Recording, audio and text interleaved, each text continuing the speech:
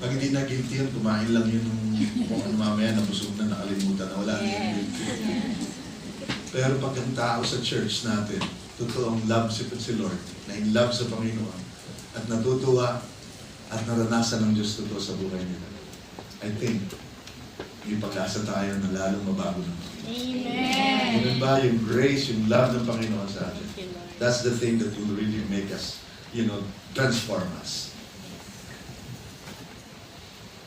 Alam mo, may alam tayo, hindi alam ng psalmist. Alam niyo kung ano? Alam natin, sobrang minahal tayo ng Diyos. Sobrang pagmamahal ng Diyos sa atin. Ilagay niya yung bugtong na anak niya doon sa altar of sacrifice para sa atin. Hindi nila nakita yun. Tayo nakita natin. Pangalawa, ito gusto niyo to kasi surprise. Journey of surprise. Sa verses 5 to 8, makikita natin yung word na strength. Ilang beses binanggit paulit-ulit. Sa verse 5, ang sabi, blessed are those whose strength is in you. Sa verse 7, ang sabi, they go from strength to strength. Wow! Siyempre, kapag ikaw nag-journey, mapapagod ka.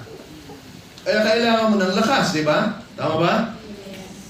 Pero, higit dyan, tingnan yung susunod na slide sa verse 6. Basahin natin.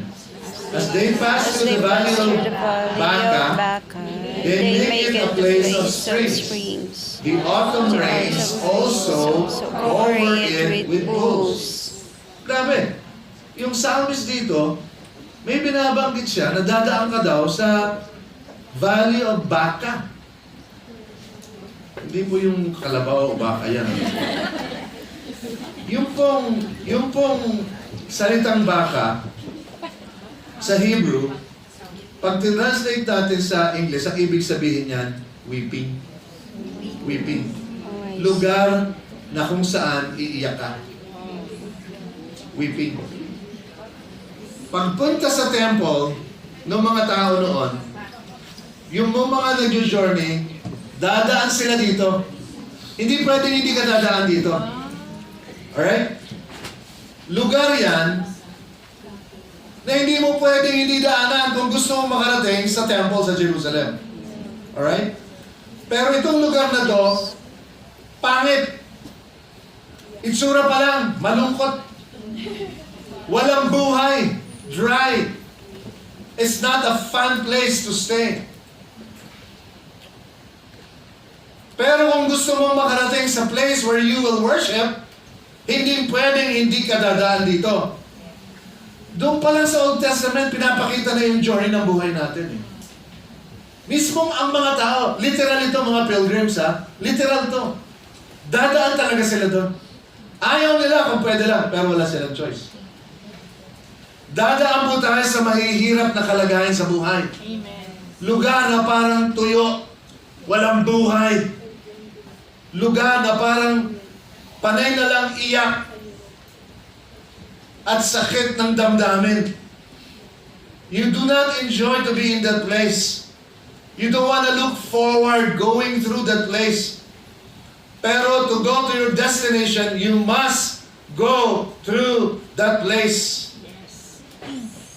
Naintindihan po natin ibig sabihin? Yes. Amen. Pero ang surprise po, itong valley of shadows of death, sabi ng Psalm 23, binanggit din niya doon, pakinggan nyo, itong lugar na to, valley na, mababa itong lugar na to pag valley sa baba. No. Of all places, listen, it can become a blessing to you. Why? Because if a person is really blessed, and if a person has a relationship with God, and he carries the presence of God, there is never a time that you will be down, pushed downward, na parang talunan ka at parang bagsak ka at wala ka ng pag-asa. Hindi pwede. Kahit dumaan ka sa ganung kalagayan, may mangyaring maganda. And that's why it says here, itong lugar na to, of all places, becomes a blessing. The Valley of Baca ang sabi dito, becomes a place of springs.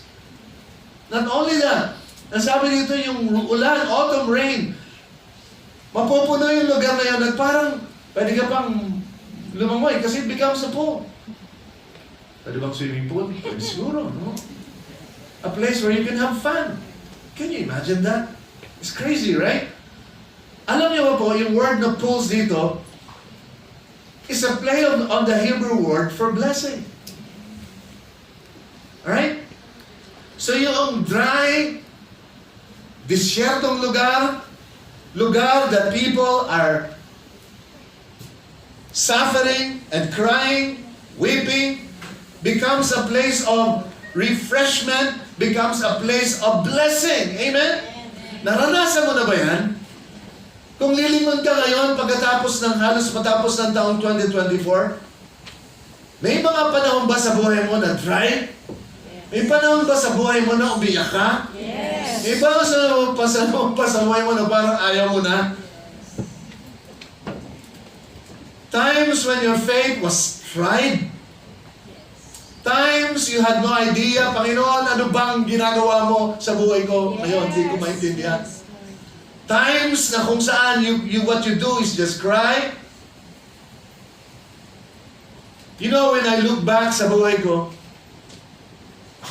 and when I begin to tell people about some of the things na dinaanan ko, that I have suffered pain and cried my heart out, ano mo sasabihin ko? I would not trade those times of weeping for anything. Dahil sa panahon ng discouragement, naranasan ko yung encouragement na galing sa Panginoon.